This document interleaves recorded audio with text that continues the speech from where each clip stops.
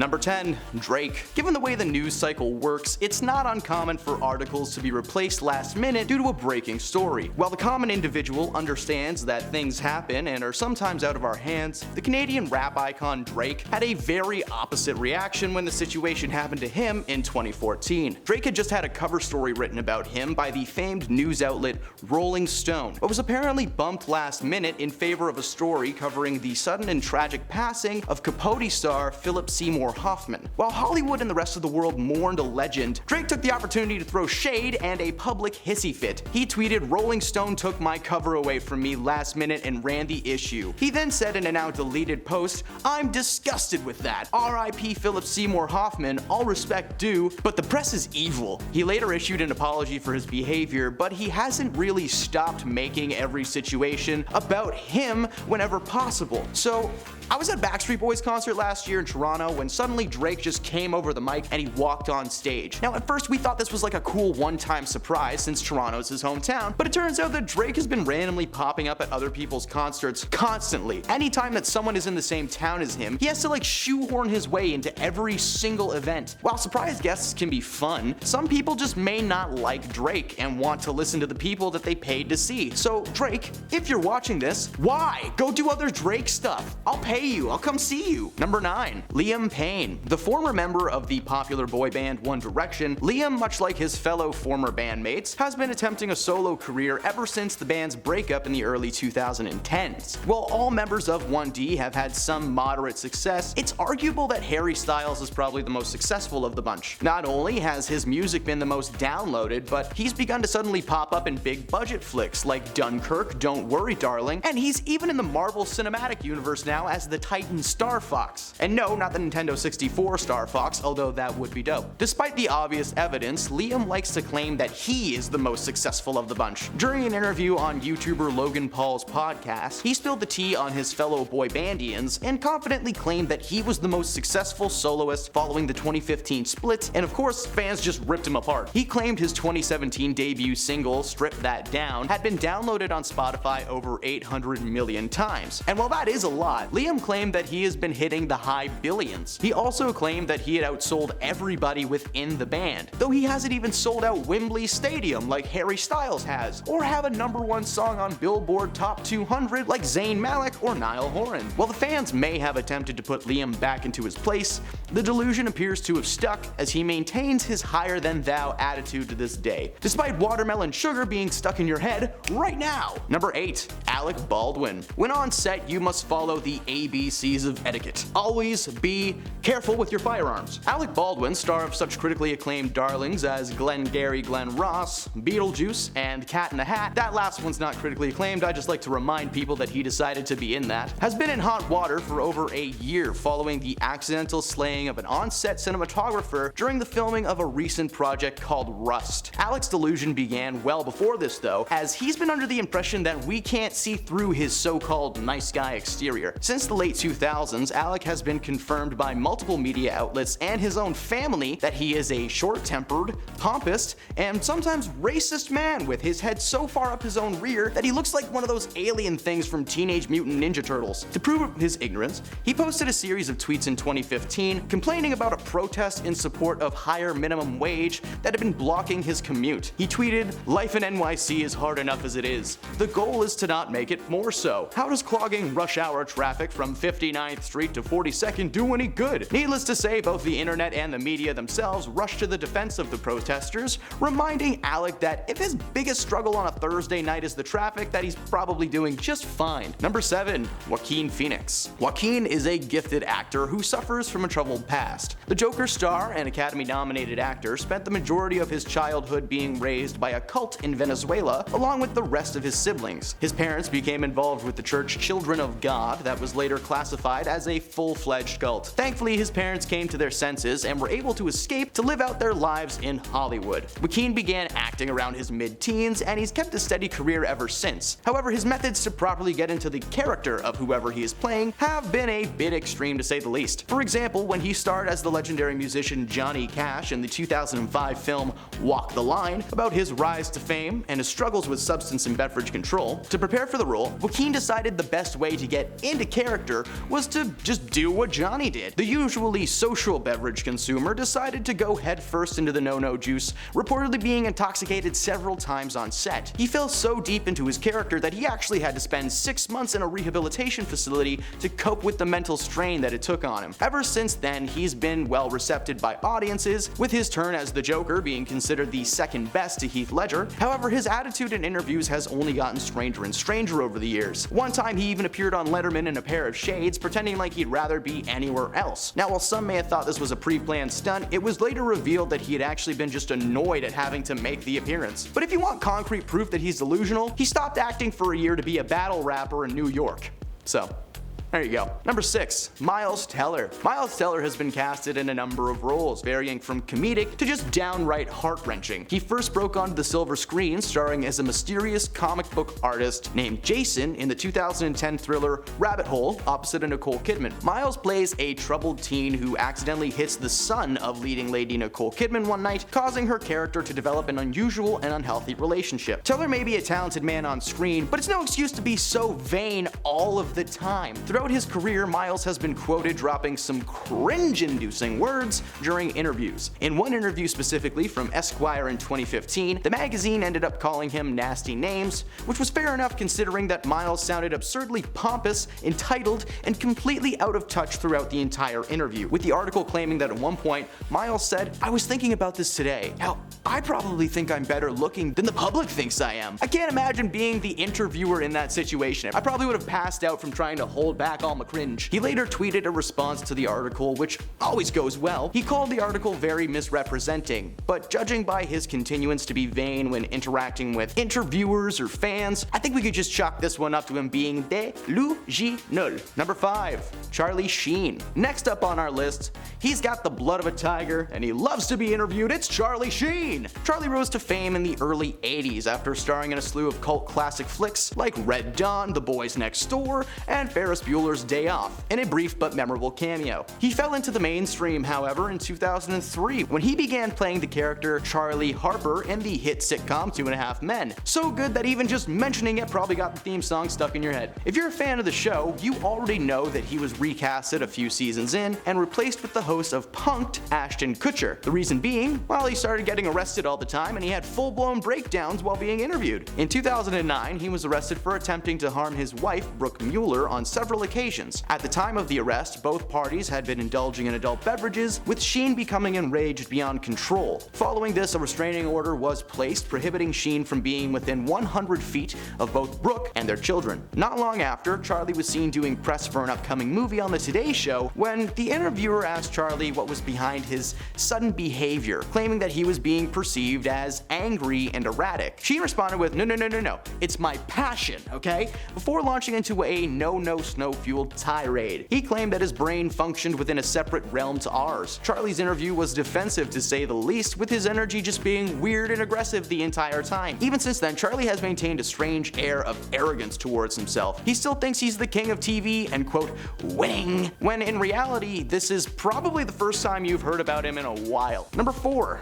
Tom Cruise. He was a Hollywood heartthrob who went nuts. Tom Cruise has been spreading his chaotic energy since starring in the 1983 film The Outsiders as Steve Randall. Since then, his career went from the leading man to franchise face after his success with the action spy thriller Mission Impossible, the action spy thriller Mission Impossible series. As many know, in 2005, he went on Oprah Winfrey's talk show and just went wild over his excitement towards fellow actor Katie Holmes following their engagement. Tom's life has been plagued with delusion, as Katie ended up being the third wife to leave Tom, claiming that he was extremely controlling down to the clothes that she was allowed to wear. On top of that, Tom is also regularly known for extreme and random outbursts of anger on set, solidified by a rant posted to social media in 2021 during production of his most recent Mission Impossible movie. There are many protocols in place on film sets following the events of 2020 to maintain an air of caution on set and keep things from being set back due to an actor's illness. Tom screamed at two members members of the crew who hadn't been wearing facial covering while conversing, which was one of the many rules that needed to be followed. Despite the minor offense, Tom halted production and ranted to them for 6 minutes about their luck to even be involved on set at a time like that. When asked about his behavior, Tom defends his actions by claiming that he's just a passionate man simply trying to maintain the course by enforcing the rules. But he's also a man that will go deep into Scientology lore if you are alone with him, so I don't know, maybe this isn't the guy who should be enforcing rules? Number 3. Nicolas Cage. Nick Cage is the most unhinged man in Hollywood's history. What's odd about Nick is that despite his erratic behavior and larger-than-life persona, he's actually a relatively tame man in real life. He's not known to be a massive party boy or a partaker of narcotics or illegal substances, but his behavior on set would definitely suggest otherwise. Nick is one of those people who takes the term method acting way too far, even though that he claims he's not a method actor. For many roles over the years, he has done everything from eat cockroaches, had his teeth pulled out, fought snakes, and he even kept a fellow performer intoxicated in his trailer to gain tips while filming a movie. Whenever he's asked about his methods over the years, he claims that everything he does is in pursuit of the project. The goal is to deliver the best performance possible by whatever means necessary. Okay, that might be a solid answer, but just watch his movies over the years. He played every character under the sun: cops, superheroes, journalists, treasure hunters, pinball enthusiasts, and now he's freaking Dracula. He's under the impression that he's the greatest and most versatile actor of all time, when in reality it just feels like he hit his head on a wall a bunch of times before filming his scenes. Like, hey Nick, we need you in 5. Okay. Number 2. Katherine Heigl. Katherine Heigl rose to mainstream fame after starring as Dr. Izzy Stevens on the popular hospital drama Grey's Anatomy from 2005 to 2010. During those 5 years, Katherine was a busy bee, not only doing Grey's, but also filming some big budget flicks like Knocked Up with Seth Rogen. She held the title of leading lady in multiple rom-coms though, with people like Josh Duhamel, Gerard Butler, Jason Marsden, and Ashton Kutcher. Her career seemed to be on the rise, but it all quickly faded away when Hollywood started to realize just how difficult and unprofessional she had apparently become. Following the release of Knocked Up and leading up to its release, Katherine was very vocal about her disdain towards the film. She claimed that it painted women as shrew, humorless, and uptight, while the men were bubbly, lovable, and goofy, which was exaggerated by the characters, and she had a hard time with it on some days. Seth Rogen has said that the comments made him feel betrayed, as Katherine was game the entire time while they were filming. But following this, she also complained to the writers of Grey's Anatomy that her character was not given good material to work with that season, and she actually removed her name from contention in 2009 from the Emmy Awards. She basically said, hey, sorry the writing sucks, I don't want an award to remind myself of it constantly. She received massive backlash from fans, calling to question her attitude towards projects, with some claiming that the slew of constant rom-coms over such a short period of time may have burned some kind of I'm the best and more important mindset that has stuck with her well into 2023. And at number 1, of course, it's Kanye West. Kanye West is still under the impression that he has a career. Oh, you poor thing. Kanye West was a billionaire for a brief period in his life following his successful ventures in both the fashion and music industry. At the start of 2019, he had a baby. He was happily married to Kim Kardashian, and he was about to drop some of the most racially fueled and homophobic tweets ever released onto the world. I'm not allowed to quote anything that this man said because this video would be removed from the internet, and we wouldn't want that now, wouldn't we? His tweets were just the beginning, as the aftermath would lead to him losing his fortune, his family, and his career. Any and all clothing brands created by Kanye West, including the shoes Yeezys, were removed from shelves. Kanye's sponsorship from Adidas went into the toilet, as they wanted nothing to do with the most controversial man in the world at the time. His wife Kim had already filed for divorce, but had then gone public with her relationship to Saturday Night Live alumni Pete Davidson, which must have just felt like an extra squeeze of lemon juice right into his open heart. Despite all of the backlash and basic cancellation of Kanye as a whole, he's still under the impression that anybody cares what he says or thinks. The only thing we're even mildly curious about is why his new wife Bianca looks like Kim Kardashian but with short blonde hair. It's a little weird. Many things can happen on set to throw the production off course. Sometimes people get sick or have a prior engagement, but some people just suck and had bad attitudes all the time. Number 10, Chris D'Elia. Chris is one of the only people on this list who was fired and replaced after the film had wrapped shooting. Chris D'Elia was well known for his stand-up career, but has been attempting to make a move to TV and film for the past few years. In 2021, he snagged a role in Zack Snyder's upcoming zombie action flick on Netflix, Army of the Dead. Initially, he was cast to play one of the Marines dropped into the middle of a zombie-infested Vegas to rob a rich guy's bank vault. And yeah, that's basically the plot of the movie. He started starred alongside action heavyweights like Dave Bautista, Omari Hardwick, and Hiroyuki Sanada, who I respect so much, please don't slice me up for mispronouncing your name. The film had completely wrapped production when numerous allegations surrounding Chris's misconduct began to surface, and it turned out that they were all absolutely accurate. It was ultimately decided that Chris would be deleted from the project and replaced by comedian Tig Notaro. Snyder ended up having to ramp production back in full gear and film all of D'Elia's scenes with Tig in his place. The universe works in mysterious ways, however, though, as Tig's turn as Marianne Peters is considered to be the overall best part of the movie, which isn't really saying much, because Zack was clearly trying stuff during this movie and it just didn't work at all. He somehow made a zombie tiger more hilarious than adorable. I'm not sure how you do that. Number 9, Julianne Moore. Creative differences. The phrase that has been behind some of the most tragic Hollywood stories of films that could have been, and in this case, roles. For an industry centered around creativity, the movie industry can be awfully risk averse, especially when it comes to the decision of casting your lead. It's not uncommon for actors to suddenly be thrust out of productions in lieu of a new face, or in some cases, the original choice that they had been replacing. A good example of doing it to yourself, though, is Julianne Moore. The actor for films like the 2013 reboot of Carrie and the action flick Kingsman: The Golden Circle was set to play the leading lady in the acclaimed dramedy Can You Ever Forgive Me? She was casted as the character Lee Israel, a writer who falls out of step with current culture and decides to embellish her writing, basically inventing the concept of fake news. Julianne began filming her scenes but was asked to leave the production only a month into filming. According from the director Nicole's portrayal of her character was not what she had in mind while writing. You see, Julianne played the role with just too much of herself influencing overall. When directed to try and play the role in another way, Julianne just continued to give a similar performance and was ultimately replaced by Melissa McCarthy, better known for her more comedic roles in movies like The Heat and Bridesmaids, but her turn as Lee is considered to be one of her greatest acting achievements of all time, even landing her a nomination for Best Actress at the 2019 Oscar ceremony. Julianne didn't take the news all that well, but did eventually move on and has made a couple of solid flicks ever since, so I don't know, it all worked out in the end at this one. Number 8, Colin Firth. The Paddington movies, based on the classic children's book written by Michael Bond, are some of the most critically acclaimed family films of the 21st century. When it came out, Paddington 2 actually ranked over Citizen Kane as the most universally loved movie ever made. One of the many reasons that this franchise is so successful is due in part to the voice behind the bear, Ben Whishaw, whose last name sounds like the noise ninjas make in movies. Whishaw! It surprises many to know, however, that Ben was actually a last-minute replacement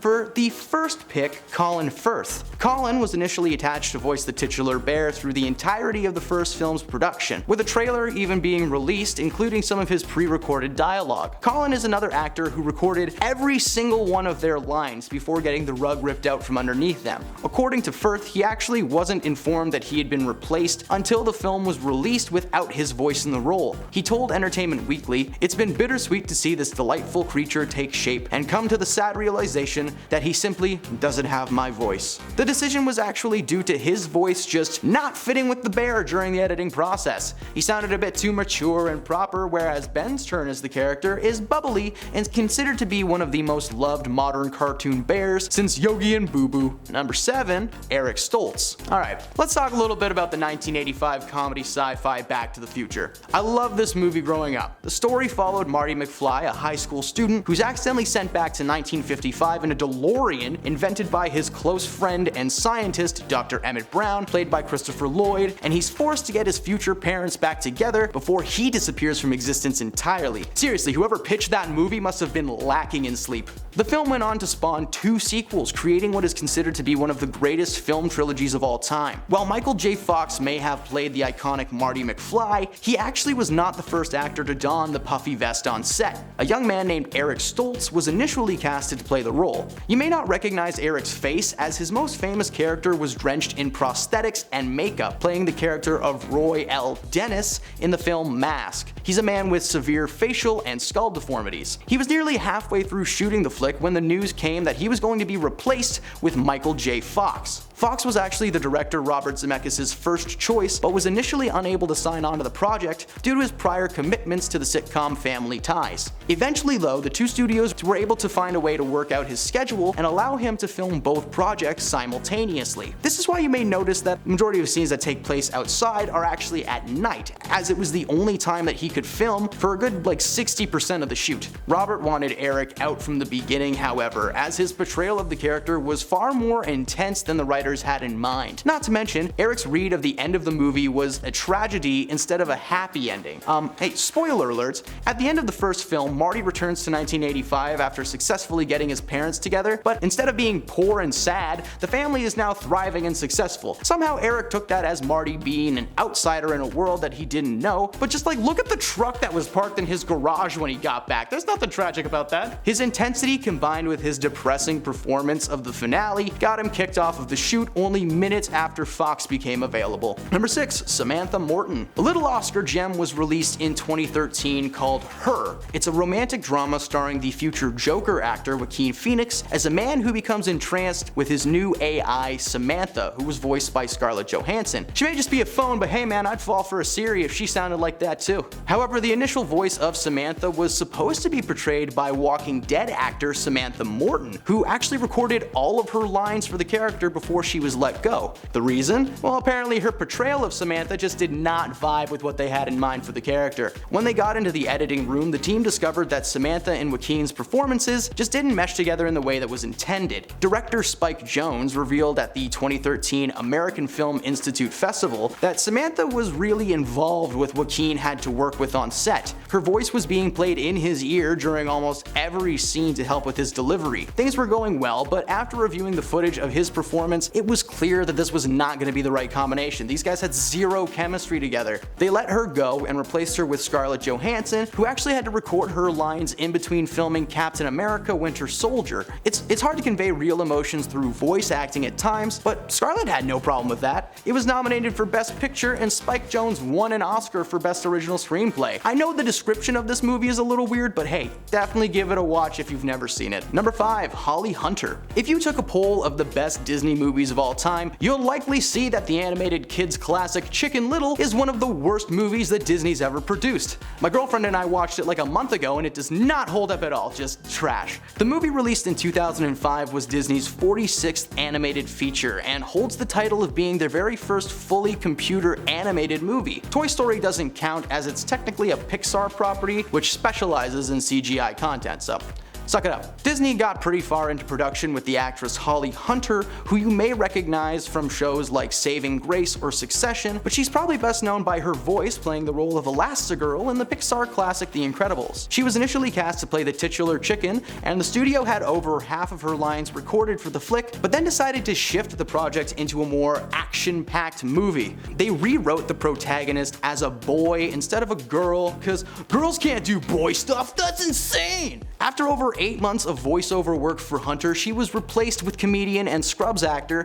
Zach Braff. It didn't matter what the studio did, this movie was destined to be a flop and currently sits at a score of 37% on Rotten Tomatoes. I know her being fired had nothing to do with her attitude, but her being recasted because the studio wanted to shift the gender of her character to appeal to boys, I mean come on, that's pretty messed up and deserves to be mentioned. Number 4. Henry Winkler. Henry Winkler is best known for his role as the Fonz on Happy Days, and he was set to direct Tom Hanks in his much-loved buddy cop movie Turner and Hooch. Unfortunately, these two had a pretty rough history together before that though. The Fonz had actually fought with Hanks in character on the set of Happy Days for one episode a few years prior. It would appear that Tom wishes he could fight Henry for real though, as rumor has it, the two of them just never got along at all. So much so that a few days into shooting Turner and Hooch with Henry behind the wheel, Hanks ordered Winkler to be removed from the set and replaced as the director. That's the kind of power Tom Hanks wields, you know? He can just walk on set and be like, no. Not only did Tom complain that Henry's behavior as director was annoying, he claimed that Henry was just overall bad at his job. He would take double the average time to reset a shot on set, he had minimal control over his actors, and he was apparently just always frustrated with having a dog on set. Like he didn't even read the script before he took the gig. That dog is a national treasure, man. What makes this firing even more tragic is the fact that when Winkler was delivered the news, one of the film's producers ripped Henry's contract up right in front of his face. Over the years, when when asked about the incident, Henry denies that he's ever had any kind of personal or professional issues with Tom, but like, Tom's never given us any reason to think that he would lie about something like that. What would he have to gain, you know? Haha, I've defeated the Fonz. Like, hey man, so did ABC when they canceled the show. Number 3, Jean-Claude Van Damme.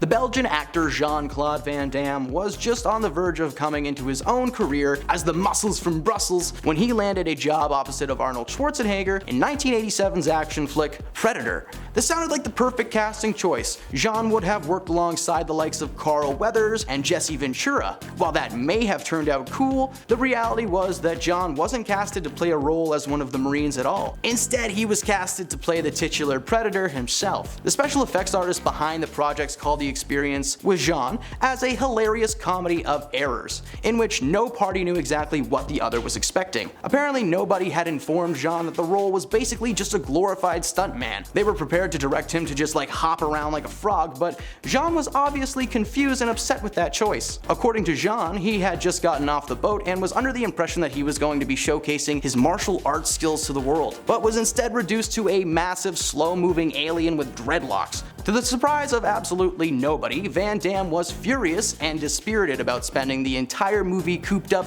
in a clunky and often ridiculous-looking suit, and was ultimately fired and replaced with Kevin Peter Hall. The idea that he was just on set like, I can barely move in this thing, oh man, it just makes me so happy. Number 2, Dennis Hopper. Dennis Hopper is one of the groundbreaking actors and directors of the 1960s and 70s New Hollywood, eventually finding his niche in the early 90s, playing villains in films like Speed, Waterworld, and the live-action Mario movie where he plays Bowser. Yes, that exists, and no, it's not good. So it came as no surprise when he was casted to play Christoph, the all-powerful TV producer controlling Truman Burbank's life in the film The Truman Show. The cast was stacked and included Hollywood heavyweight Jim Carrey as the titular Truman. Anyone with a brain cell would have been excited to be a part of this film, still considered to be one of Jim's best dramatic performances. However, 2 days into shooting his scenes for Christoph, which were only expected to take like maybe 10 days, Hopper was unceremoniously let go from the set. Apparently, Dennis had a contract in place with producer Scott Rudin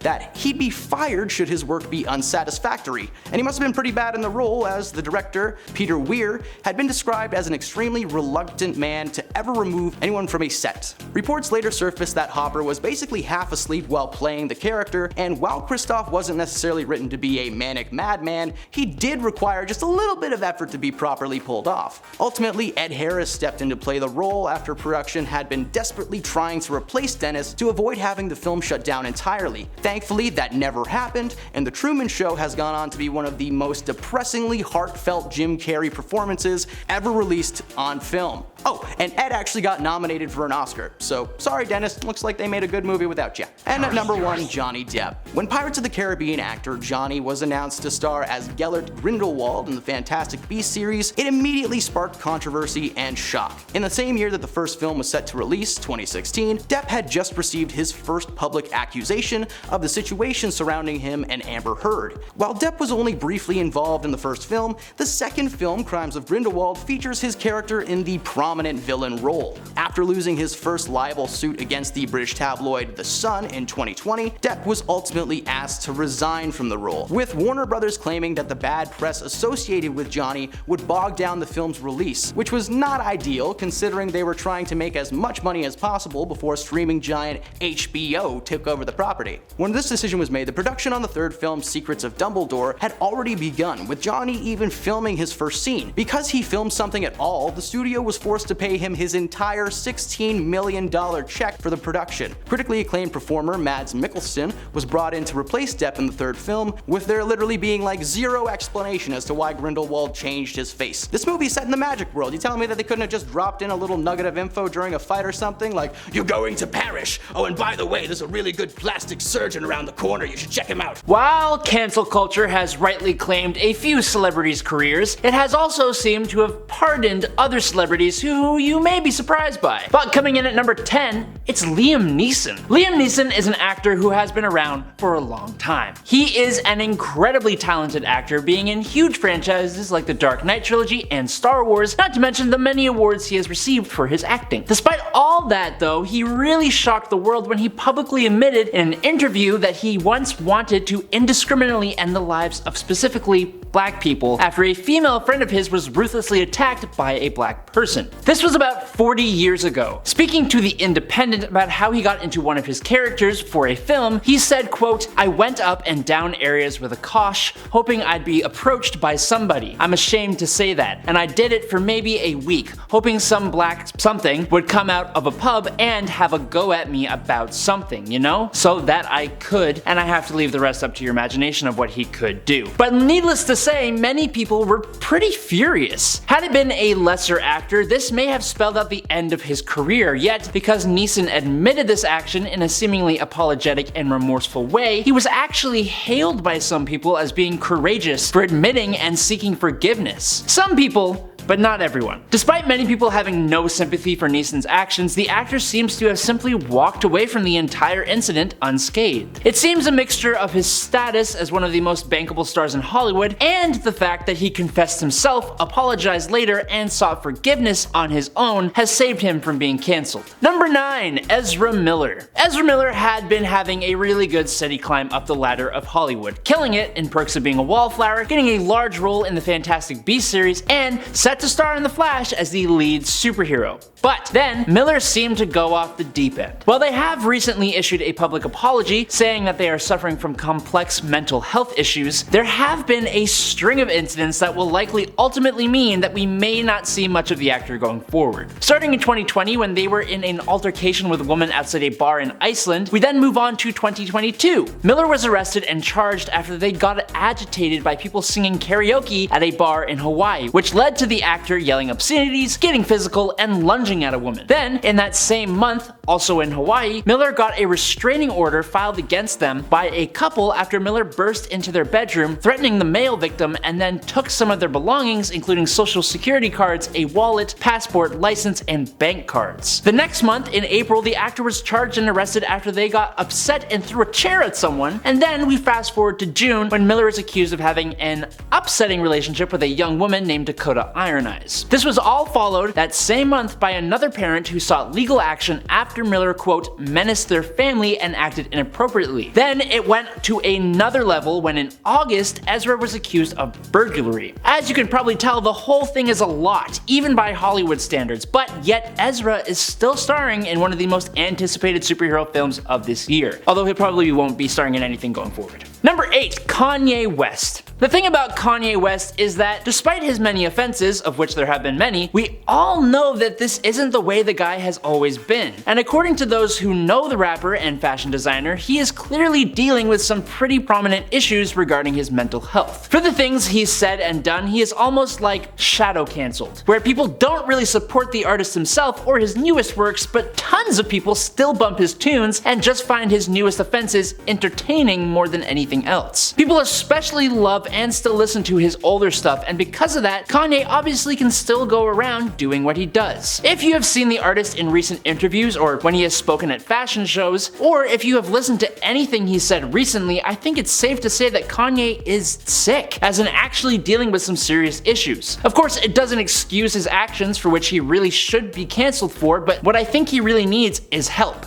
Serious professional help, which is probably true for Ezra Miller too, given the sheer amount of things he's done. Number 7. Ellen. The star talk show host and comedian Ellen DeGeneres was once one of the most beloved celebrities around. Her quirky style, her outspoken political views, and her friendly demeanor often went down well with mostly everyone. Her show was built on her kindness, and the endless stream of A-list entertainers she always had on it also showed how well liked she was in Hollywood. But a bit more recently, the tune has begun to change. According to the complaints, Ellen's management team was often demanding, domineering, and created a toxic work environment, and some were even accused of racism, bullying, and physical mistreatment. The complaints, though, later spilled over to Ellen herself. But what has also come to light is the way she's treated other celebs while literally being filmed on the show. For example, pressuring a pregnant Mariah Carey into revealing that she was pregnant when she wasn't ready to do so by pressuring her to drink champagne. Or when she made Taylor Swift seemingly have a meltdown as she made fun of the amount of Hollywood men who Swift has had relationships with, and then made her go through male celebrities celebrities saying whether she has or has not had some kind of interaction with them. While such accusations would usually be enough for other celebrities to be cancelled immediately, Ellen addressed the problems, issued apologies to disgruntled staff, and was relatively unfazed. Sure, her show did eventually come to an end after an epic run, but that wasn't because she was cancelled, it's because she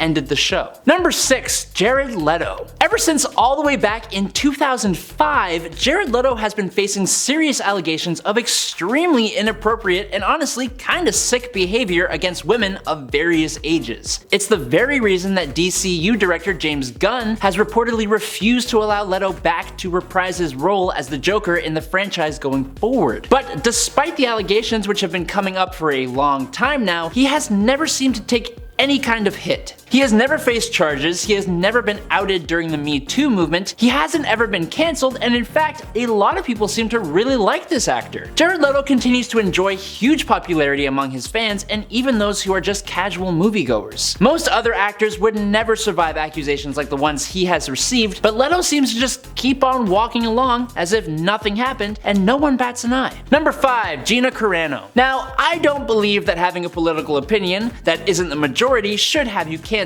That's on the side of ridiculous. It stands against free speech and it's pretty undemocratic. That being said though, comparing the division between Republicans and Democrats to World War II Europe and the atrocities that happened there is just downright stupid and you are bound to receive backlash. Gina Carano, the former MMA fighter turned Mandalorian star, enraged some fans with a series of politically charged social media posts, including the one I just mentioned in February 2021. Removing the problematic words that would get this video demonetized, her Instagram post read, quote, "Most people today don't realize that to get to the point where soldiers could easily round up thousands of Jews, the government first made their own neighbors hate them simply for being Jews. How is that any different from hating someone for their political views?" Answer to that question is, it's very different, Gina. But she didn't back down, and it only got worse when she said on Twitter that her preferred pronouns are beep bop boop, which she defended by saying that she was, quote, "exposing the bullying mentality of the mob that has taken over the voices of many genuine causes." And she decided to do that by openly mocking the LGBTQ+ community. Not too much later, the hashtag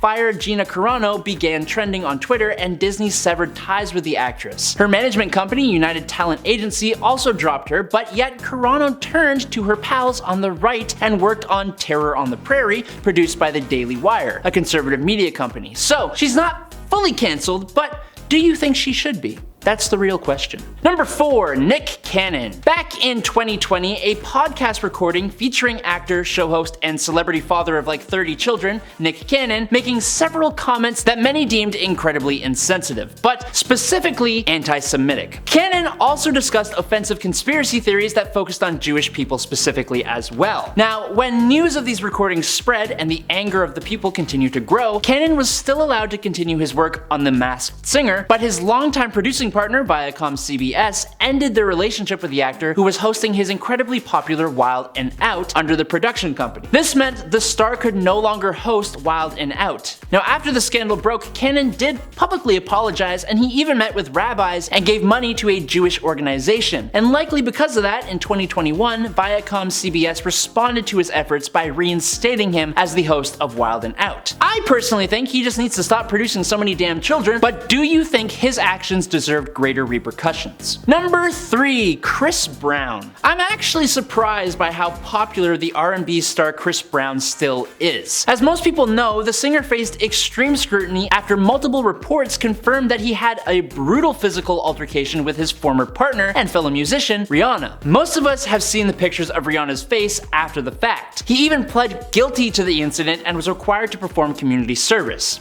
Now sure, Brown expressed remorse for his actions towards Rihanna, but then he returned to releasing songs and albums with actual success. The worst part is that his success stories were also reported alongside articles that he had even more similar experiences with other women who also publicly outed him. Despite the controversy though, Brown won an award for male R&B artist at the AMAs in 2022, which was met with some boos, but he walked away fairly unscathed and continues to go on as if nothing ever happened. happened. Number 2. Louis C.K. Still a success in his own bubble for a good chunk of time, Louis C.K. was among the biggest names in comedy, but that changed when a group of female comics revealed his actions performed in the bedroom without their consent. Now, Louis even admitted to his actions following the publication of an investigative story in the New York Times in 2017. A detailed statement on what he did and an apology to the women he did it to was released, and the scandal led to the scrapping of his movie I Love You Daddy, a TV deal with FX, and a large number of pre-booked performances. It cost the comic about $35 million in earnings, and his management and publicists dropped him.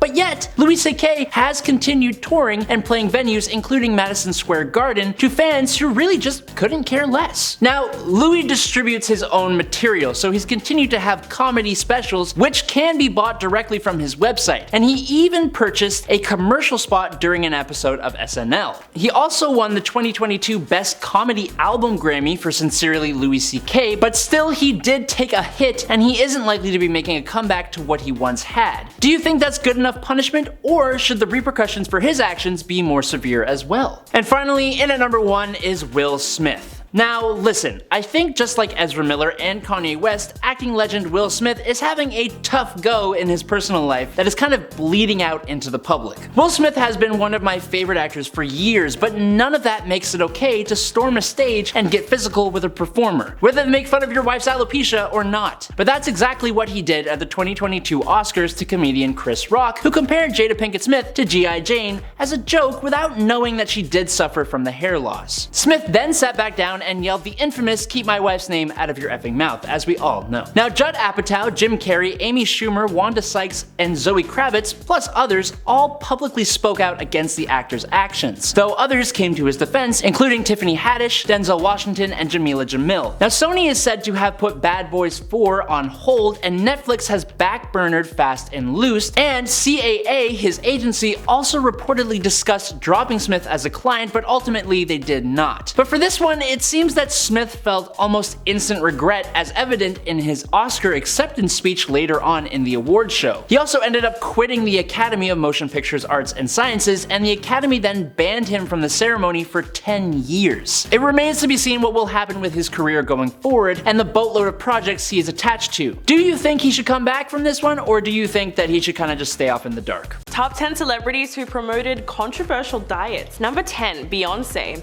In order to prepare for her starring role in Dreamgirls, Beyonce went all out by committing to something called the Master Cleanse, a very dangerous all-liquid diet that has participants eating nothing but lemon juice, maple syrup, and pepper mixed together.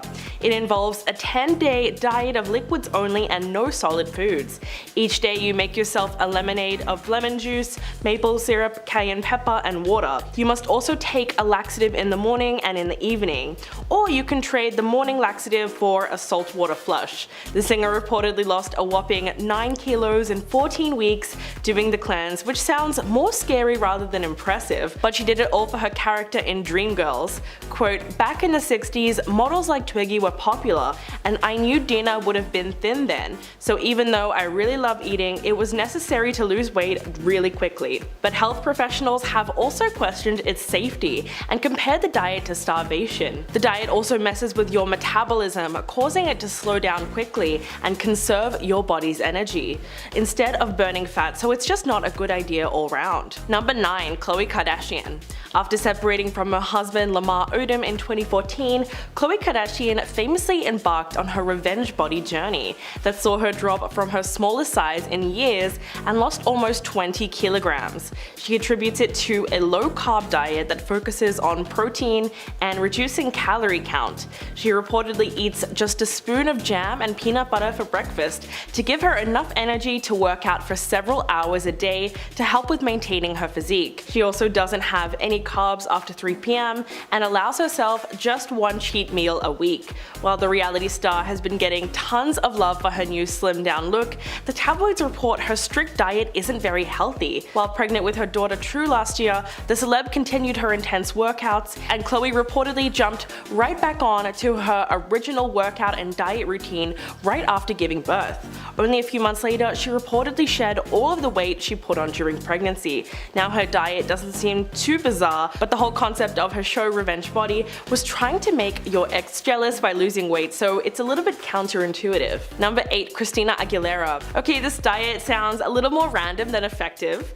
Over the years, pop star Christina Aguilera has had a crazy amount of media attention when it comes to her weight, and because it comes with the territory, rumors have always been circulating about her diet as well. But this one is pretty controversial. When it comes to weight loss, Christina credits something called the 7-day color diet.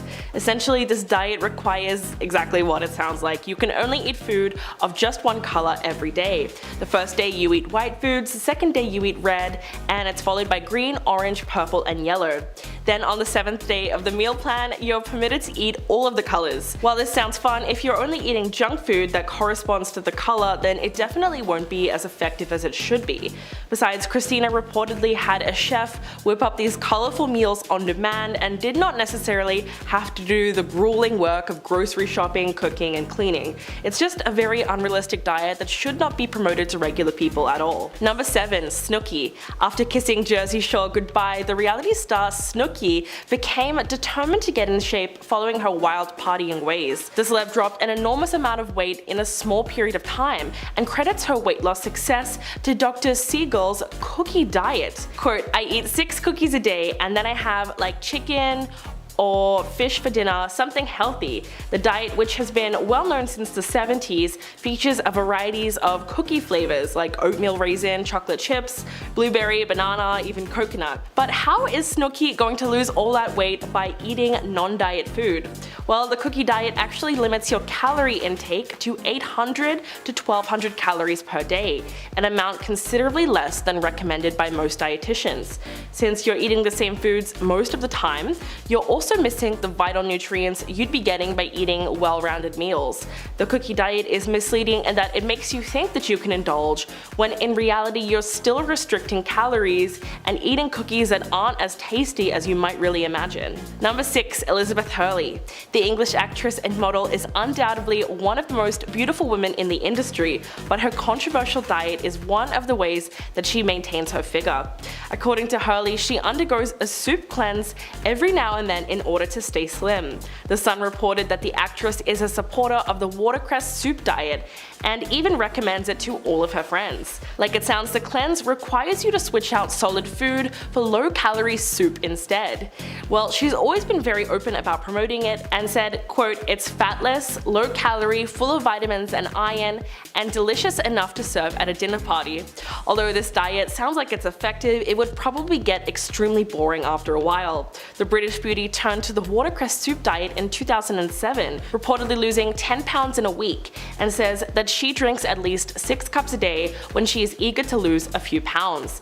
Most controversially, she has also come out saying that she does not eat breakfast and she does not think it's even necessary. Quote, "My diet survived the onslaught of phenomenal vacation food doctors disagree, but I swear by almost nothing for breakfast for adults." Number 5. Gwyneth Paltrow. In 2018, Paltrow came under fire for endorsing a drastic diet that she called a winter detox, which was an all-liquid diet consisting of 300 calories a day. Then in 2021, the actress took to Instagram advertising a book called Intuitive Fasting by Dr. Will Cole. She gave it the highest of praise, stating, quote, "It's designed to optimize our well-being and set us up to feel our best for all the other weeks to come." Immediately, people were lighting up the comment section criticizing the actress for continuing to promote starvation. By this point, she had angered everyone, especially nutritionists, health coaches, and personal trainers. She has also been a long-term follower of the controversial macrobiotic diet, which is a very restrictive form of eating that doesn't allow any processed food or refined food. It focuses on natural, organic, plant-based food sources and foods that need to be consumed in their most natural state. According to sources, Paltrow also went the extra steps of eating no animal products whatsoever and nothing cooked. She took the concept much further than some practitioners do, and she may have put herself at risk of some of the problems that go along with lack of calcium, protein, and vitamin B. Number 4. Sarah Michelle Gellar. For any person who's lived through the 90s and early 2000s, you know that Sarah Michelle Gellar was the total queen of that era. I mean, she's been in so many iconic movies like Buffy the Vampire Slayer, Cruel Intentions, I Know What You Did Last Summer, even Scooby-Doo. The list goes on and on. But during her Buffy days, the celeb has been a believer in the all-cabbage soup diet in order to keep the weight off. According to Shape magazine, she followed the 7-day plan multiple times during her career, which bans most foods except for cabbage soup. The cleanse is known to be bland but very low calorie.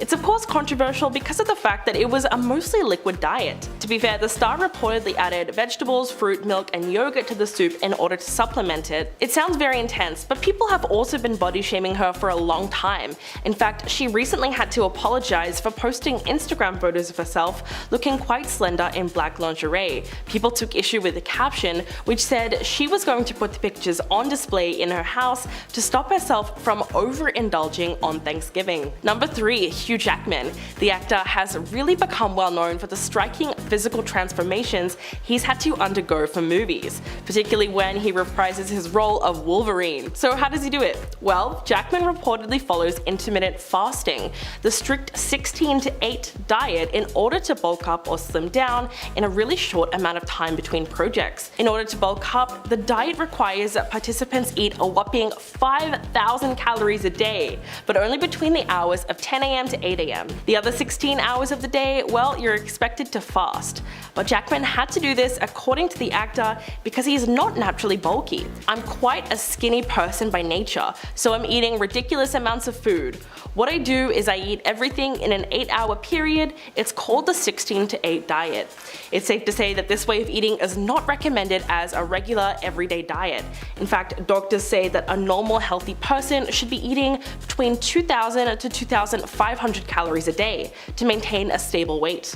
But even though the diet itself is controversial, it's not unheard of for bodybuilders or pro athletes to be doing something similar. Number 2. Lizzo. The singer is pretty open about her day-to-day life on social media, like her vegan diet for example. So it's hardly shocking when she talked about her 10-day juice cleanse that she went on in 2020.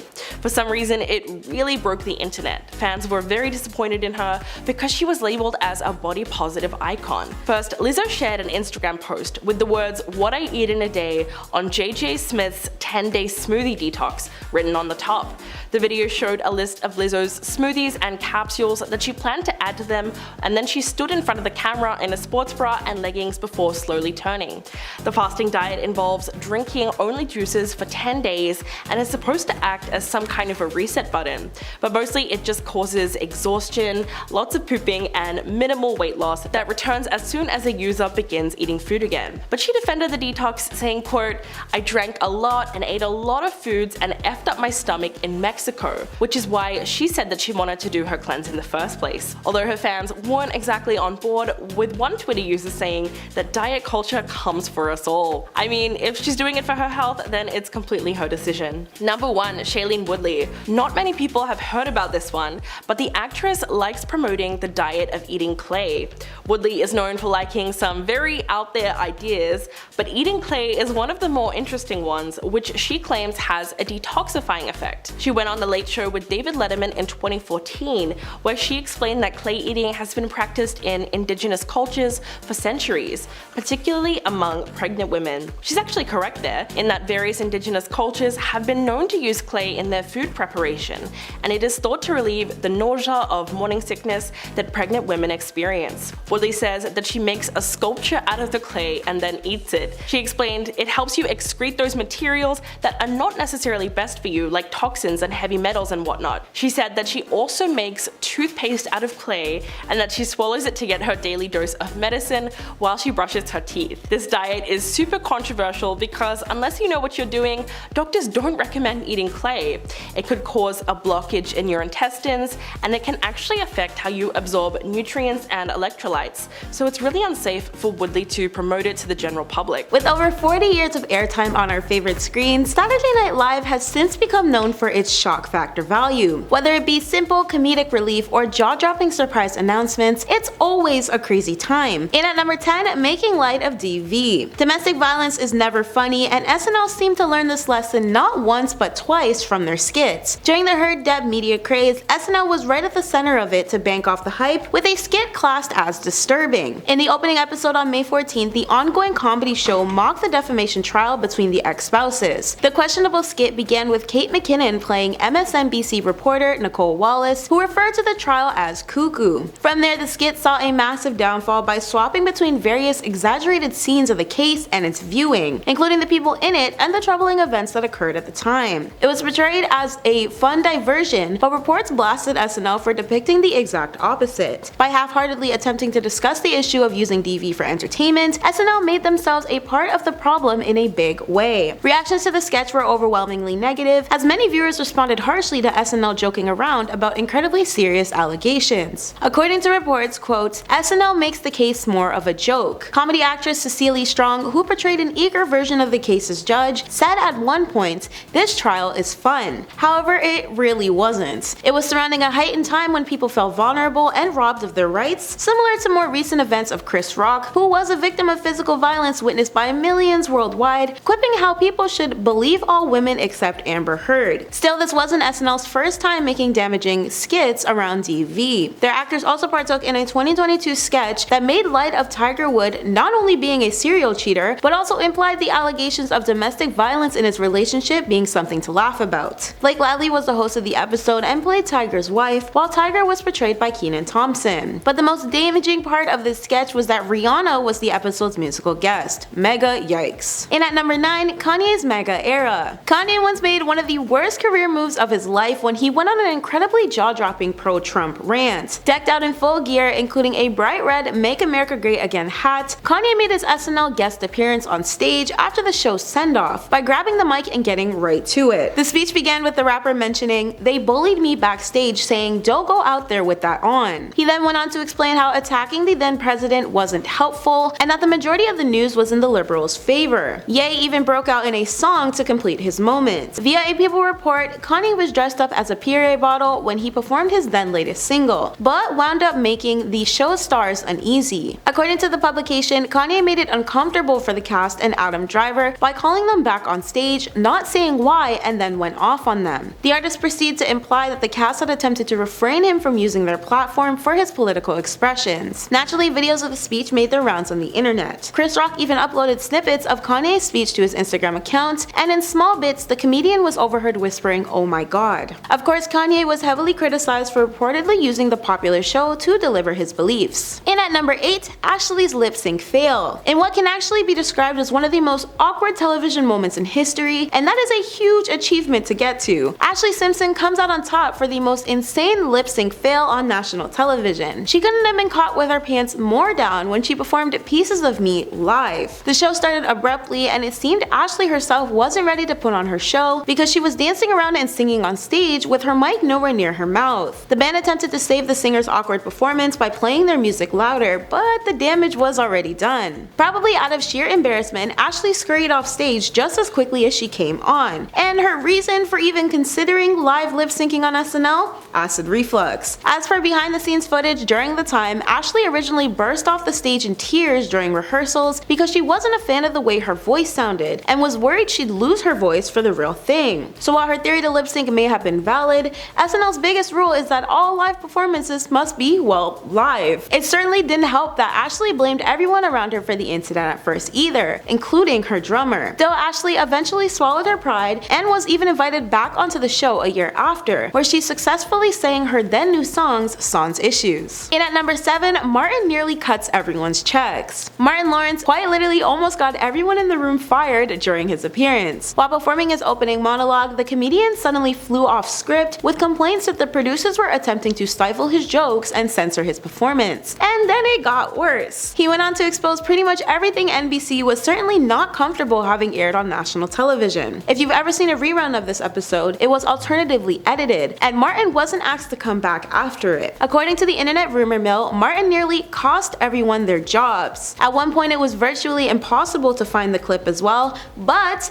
YouTube recently saw its re-upload, which is still available to watch as of right now. And let's just say Martin wasn't too easy on holding back the profanities and reportedly graphic stories. He even stripped off his shirt at the very end to do an impromptu dance. But then again, what would be a Martin Lawrence stand-up show quite without it? Since this, some fans hoped that one day the uncensored clips of his time on stage would resurface, and they were very lucky when it was revived 3 months ago. The comments were flooded with major support for Martin and how much they enjoyed his free spirit. On this, one even wrote, "Wow, he really didn't hold back. I understand why this was censored and why he was banned. Lawrence standards have been pretty clear throughout the years, but I'm not offended by it, and I haven't really seen anyone be offended by it." And at number 6, Sinead vs Pope John Paul II. In other news, Sinead O'Connor has been known to be a person who simply does what she pleases. So when she was rehearsing for her SNL performance, she grasped a picture of a child in her hand, possibly in hopes of publicizing the need to combat hunger in third world countries and help those who need it most. However, when it came time for the live show, Sinead decided to pull up a photo of Pope John Paul II while literally singing about the enemy. She tore the picture up on live television while encouraging viewers to fight the real enemy. Of course, Sinead faced a permanent ban from SNL, and her career saw a rather steady plummet since the incident. In at number 5, another Pope sketch. Back in 2013, SNL obviously just had to ring in the heavily anticipated announcement of the new Pope in the most controversial way it seems. While acting out the parody, Kevin Hart was revealed as the newest leader of the church, but he was entirely unlike his regular self. Instead, he became a child actress named Kavengene Wallace. Kevin dressing up as a woman outside of entertainment purposes surrounded a rather suggestive discussion, particularly because Dave Chappelle's then assumptions of black men being sellouts whenever they dress up as women. Even with the controversy and backlash though, Kevin thoroughly defended his actions via Twitter, insisting it was solely his decision to dress up. Obviously, the simplest solution for stuff like this would be for SNL to cast more black and other POC women to portray these types of characters, or just not be controversial period. But I know the latter is seemingly impossible, so fans believe it'd be nice if they strayed away from mainstream media of remaining standardly white. In at number 4, Jesus the Terminator. Honestly, this next point speaks entirely for itself, and that is SNL's questionably distasteful Jesus skit. During the Christopher Waltz hosted episode, an actor who's had roles in both Django Unchained and Inglourious Basterds, the show presented a skit which pissed off everybody. No word of a lie when I say NBC's advertisements were even pulled from Sears and JCPenney at the time. The video surrounds a fake trailer about Jesus being reincarnated as a vengeful assassin. The skit was visibly gruesome and deemed highly distasteful because of its excessive use of cursing, racial slurs, and unholy imagery. So basically the exact opposite of everything the Bible stands for. To possibly dig things deeper into the ground, the skit ended with the line, "No more Mr. Nice Jesus," while the actor portraying the higher power cocked back his ironically heavy weapon. Needless to say, Fox News was overly excited to have something new to shout about, and every religion was quite literally crossed. In at number 3, Starbucks is racist. The concept of Starbucks always getting names wrong was classic greatness, except for the large fact that SNL decided to serve up the joke in an incredibly racist manner. SNL turned what could have been an iconic sketch into a brow-raising racial commentary regarding people talking crap to one another at Starbucks while putting in their orders. The skit included a female coffee machine named Verquanica. The sketch centered around a white woman named Marsha who purchased a Starbucks machine, one that was the company's newest model to serve consumers their coffee in the comfort of their own homes. The mock commercial featured 2 machines communicating in a manner that is deemed ghetto, and Verquanica was notably wearing hoops around what was meant to be her robot ears. Aside from the painful racial digs, like when the 2 exchanged expletives about Marsha by calling her a female dog, this SNL move could have otherwise been a hit without offending anyone. But then again, that is exactly what SNL has become known for over time. The implications were all loud and clear, however, and left people unhappy without a doubt. In at number 2, visual impairment jokes. SNL's sketch surrounding blind people was rather problematic. During a 2008 episode, the comedy show took multiple jabs at the then New York governor David Paterson. It portrayed David as a visually impaired idiot who was clueless about his location. While the writers not only failed to realize David was legally blind, they also openly mocked disabled people. David stepped forward to call out the sketch, dubbing it third-grade humor, while the National Federation of the Blind also expressed their disapproval. SNL has again showcased used visually impaired community members as fools in the past, using their disabilities against them for giggles. And in at number 1, the F-bomb. For a bit of a lighter comedic relief, Samuel Jackson once nearly dropped the F-bomb live. Anyone who's familiarized themselves with the actor before knows he has a habit of cursing in the most interesting way. Of course, this starkly contrasted NBC's no swearing policy though. So when Samuel came dangerously close to finishing the entire word during the closing segment of the clip, host Kenan Thompson hilariously swooped in to save the day, expressing,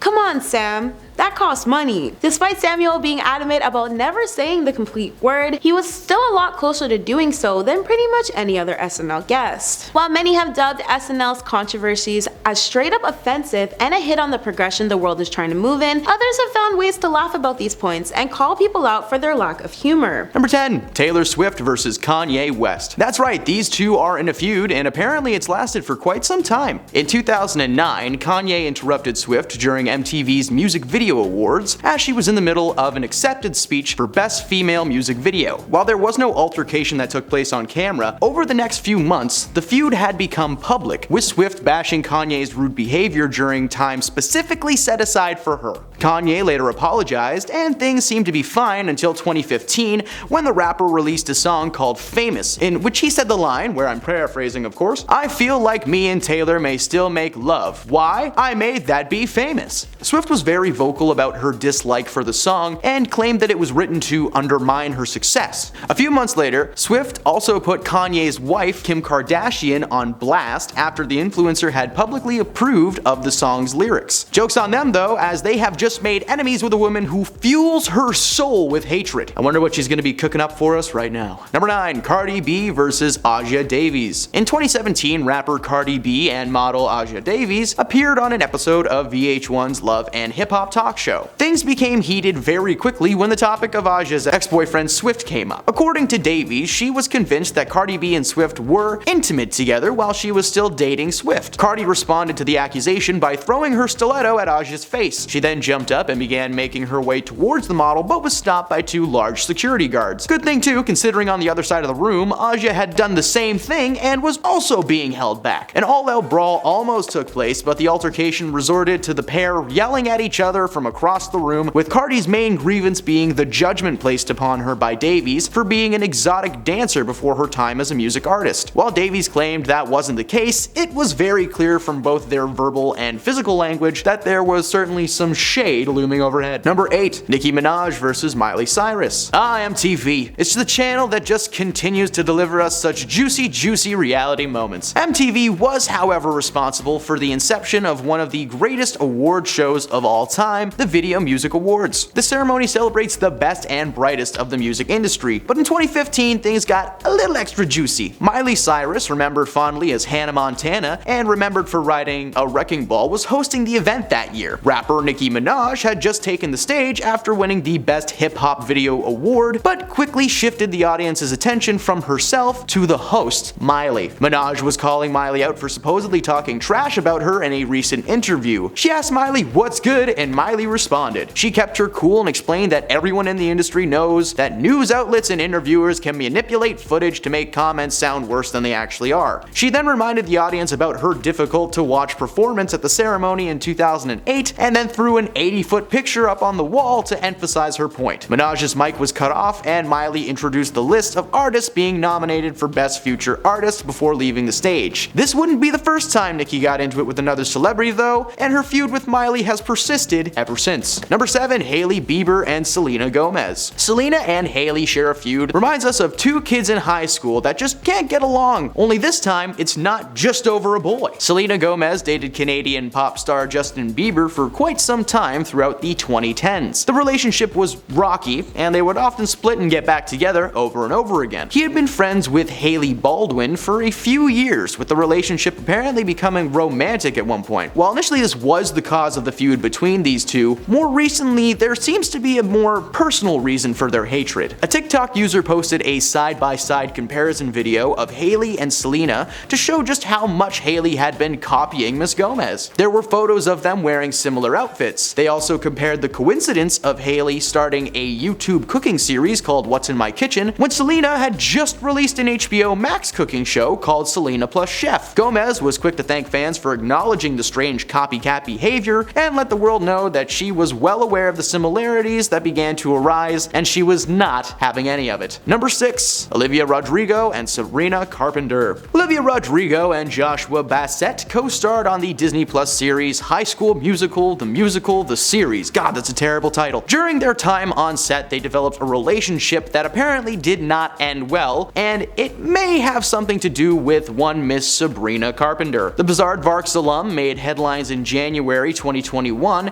after releasing her debut single, Driver's License. The hit song resonated with Rodrigo's fans, including Taylor Swift, but it also caused some to think that it was about the rumored drama between her, Bassett, and Carpenter. Her lyrics were, "And you were probably with the blonde girl who always made me doubt. She's so much older than me, she's everything I'm insecure about." The main reason people think this is a dig at Carpenter is because initially the lyrics were the brunette girl, not blonde, apparently changing it following the news of Sabrina's relationship with Bassett. Sabrina and Olivia basically started a singing roast battle. Apparently they began releasing songs around the same time as each other, including topics of like liars, cheaters, jealousy, all that jazz. It looks like this feud will be fueling quite a few hit songs in the near future. Number 5. Cardi B versus Nicki Minaj. This feud has just been full of juicy moments that we love to watch. A few years ago at a Fashion Week event in New York City, Cardi B and Nicki Minaj appeared at separate times being photographed in stunning gowns on the streets of NYC. However, when the two crossed paths inside the building, things escalated quickly. According to witnesses, Nicki purposely stepped on Cardi's dress before spouting some nasty words about Cardi's baby daughter. Hey,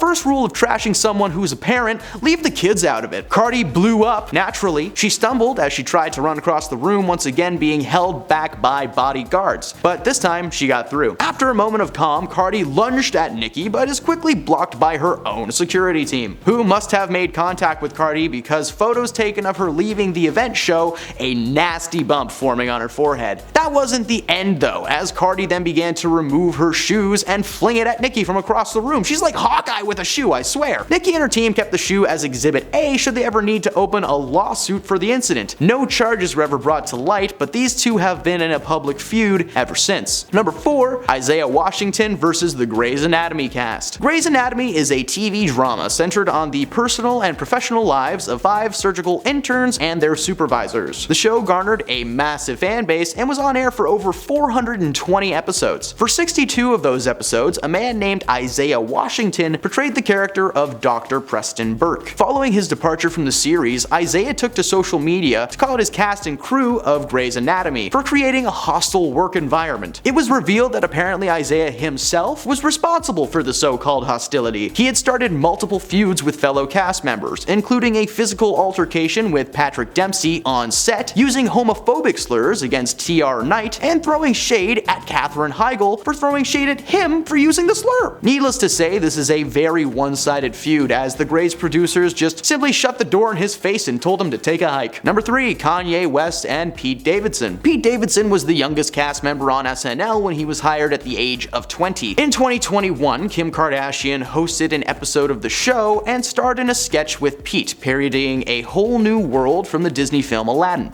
The sketch was okay, but apparently sitting that close to each other all week really got them going. At the time, Kim was still involved with rapper Kanye West, who was actually attending the live show, but apparently stormed out of the room following her scene with Pete. Apparently, Kanye had been present at rehearsals all week, and he remembers regularly seeing Pete and Kim smiling and laughing together while he was being ignored entirely. Kim and Kanye began their divorce process not long after that, and simultaneously, Pete announced that him and Kim were official. Since then, Kanye has publicly bashed both his ex and Pete for their actions, and has been in a pretty big feud with him.